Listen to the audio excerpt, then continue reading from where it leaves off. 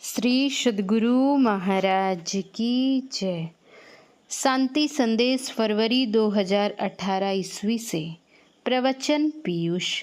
पूज्यपाद महर्षि संत सेवी परमहंस जी महाराज का यह प्रवचन गोड्डा जिला संत मत सत्संग के 45वें वार्षिक अधिवेशन के सुअवसर पर ग्राम सुरनी में दिनांक 31/3/1992 ईस्वी को अपराह्नकालीन सत्संग में हुआ था। संपादक मंगल मूर्ति सतगुरु मिलवै सर्वाधार, मंगलमय मंगल करण विनवो बारंबार। धन्य धन्य सद्गुरु सुखद महिमा कही न जाए, जो कछु कहूँ तुम्हारी कृपा मोते कछु न बसाए।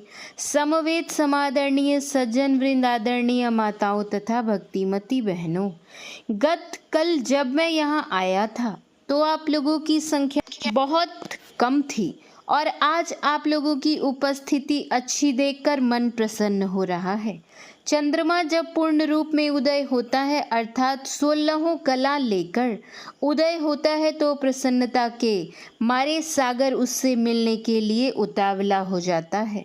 सागर चाहता है चंद्रमा का आलिंगन करने के लिए, इसलिए पूर्णिमा तिथि में उसमें ज्वार उठता है। लेकिन उसी पूर्ण चंद्र को देखकर राहु को अच्छा नहीं लगता है, वह उसको ग्रसना चाहता है। आप लोगों ने अनेक बार देखा होगा कि जिस दिन शुद्ध पूर्णिमा की रात होती है तो चंद्र ग्रहण लग जाता है। इसी तरह कितने लोगों को दूसरे की शुभ उन्नति अच्छी नहीं लगती है। जिनको सत्संग की उन्नति अच्छी नहीं लगती वे सत्संग के राहु हैं। मन का देव चंद्रमा है। वास्तव में हमारा मन ही मलिन है। जब ध्यान करने के लिए बैठते हैं तो मन में विविध बातें आती हैं।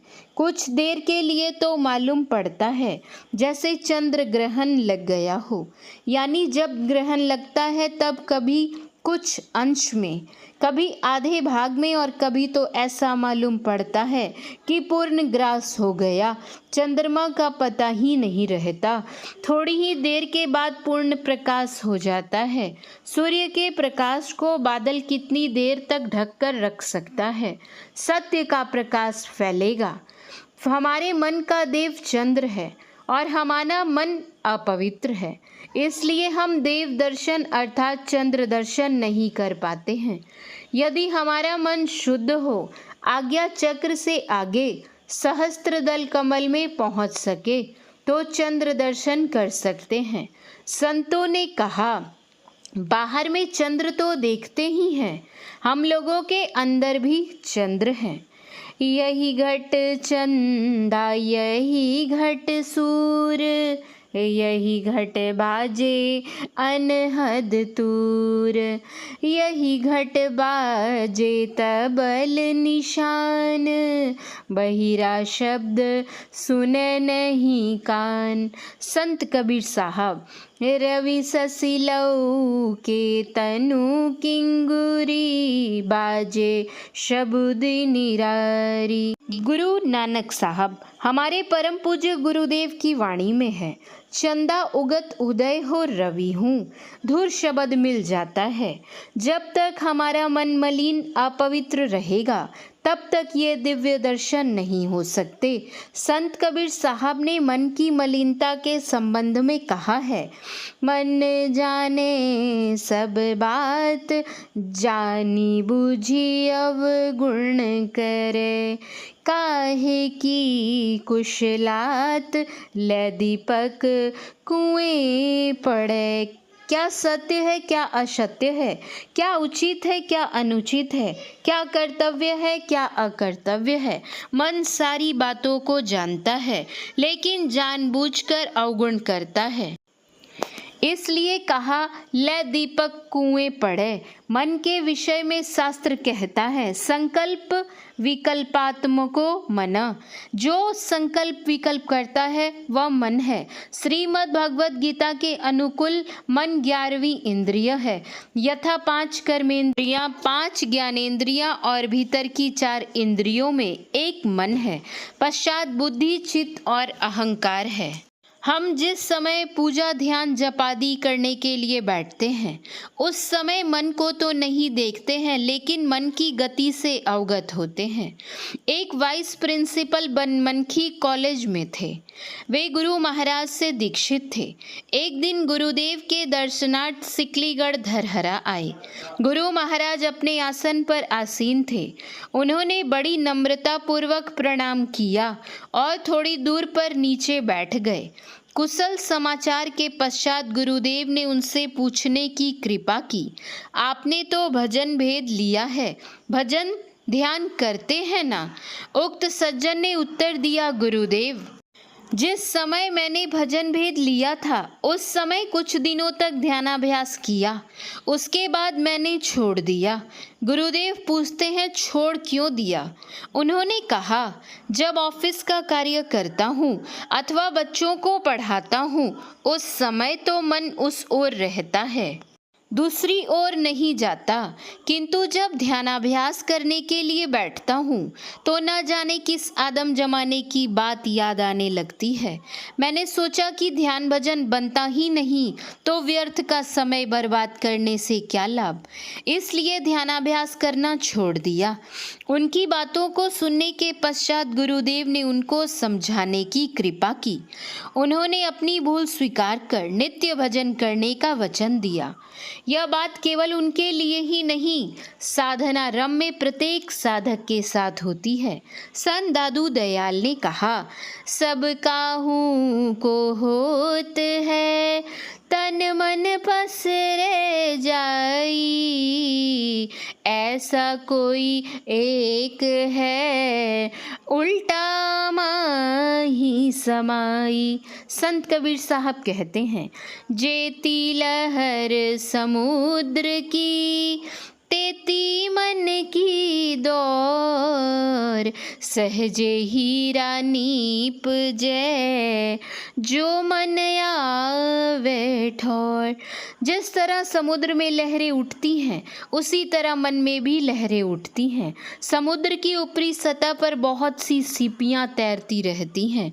उनमें जब किसी सीपी में स्वाति की बूंद पड़ जाती है तो यह सीपी ऊपर में नहीं तैरती, समुद्र की नीची सतह में चली जाती है और वहाँ मोती बनाने का काम शुरू कर देती है।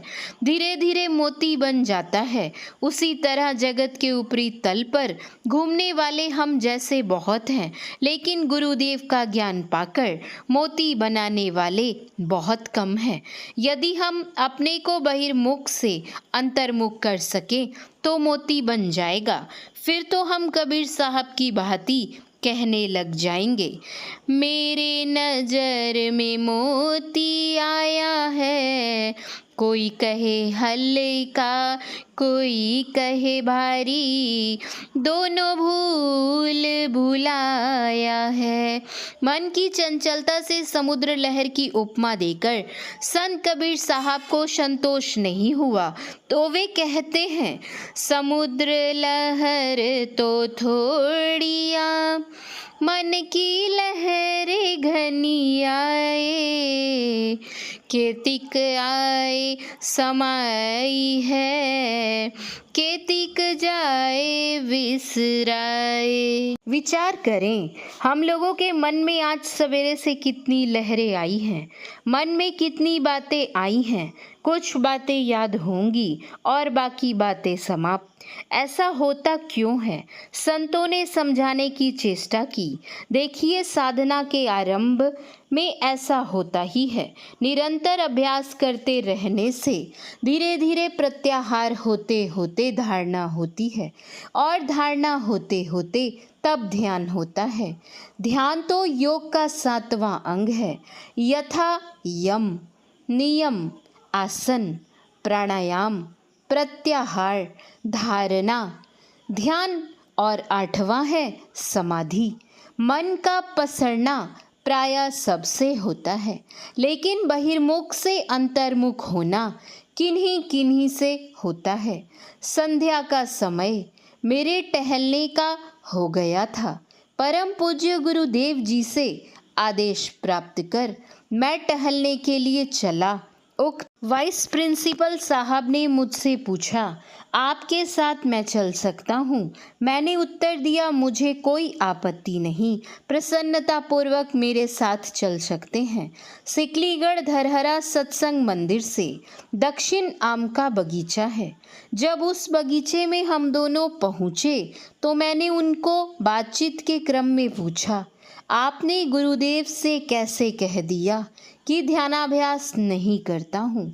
आपके जैसे पढ़े लिखे विद्वान यदि ध्यानाभ्यास नहीं करें तो कौन करेंगे? उन्होंने बड़े ही सरल हृदय से उत्तर दिया कि देखिए, झूठ तो कभी नहीं बोलना चाहिए, फिर भी मौका पाकर कभी कभी झूठ बोल भी देते हैं लोग व्यवहार में, परंतु जब स्वयं गुरुदेव पूछते हैं तो उनके सामने झूठ कैसे बोला जाए। इसलिए जो सच्ची बात थी उनके सामने मैंने रख दी। मैंने उनसे पूछा, आपने कभी साबुन से कपड़ा धोया है? उन्होंने उत्तर दिया, एक नहीं अनेक बार धोया है। पुनः मैंने पूछा, जिस समय आप कपड़ा में साबुन देते हैं और खींचते हैं तो उससे कुछ निकलता भी है? उन्होंने उत्तर दिया, मैल निकलती है। मैंने पूछा, आप कपड़ा धोते हैं उसको साफ करने के लिए और निकलती है मैल, यह तो उल्टी बात हो गई। उन्होंने कहा, जब तक मैल निकलेगी नहीं तो कपड़ा साफ होगा कैसे? मैंने कहा, उसी तरह आप जब ध्यानाभ्यास करने के लिए बैठते हैं और जब आदि क्रिया का आरंभ करते हैं तो आपके भीतर जो पूर्व कर्मकृत मैल जमी हुई है वह निकलती है। जब तक वह मैल नहीं निकलेगी तब तक मन साफ होगा कैसे? परम पूज्य गुरुदेव की वाणी है, जह जह मन भागी जाए ताहि तह तह से तत्क्षण फेरी फेरी ले आई लगाई ध्येय में आपन ऐसा ही करी प्रतिहार धारणा धारण करी के अरे हारे में ही और आगे बढ़िया चढ़िया धर धारा धरी के। श्री सद्गुरु महाराज की जय। श्री सद्गुरु महाराज की जय। महर्षि संत सेवी परमहंस जी महाराज के प्रवचन का कुछ अंश पढ़ा गया है। श्री सद्गुरु महाराज की जय। श्री सद्गुरु महाराज की जय। श्री सद्गुरु महाराज की जय।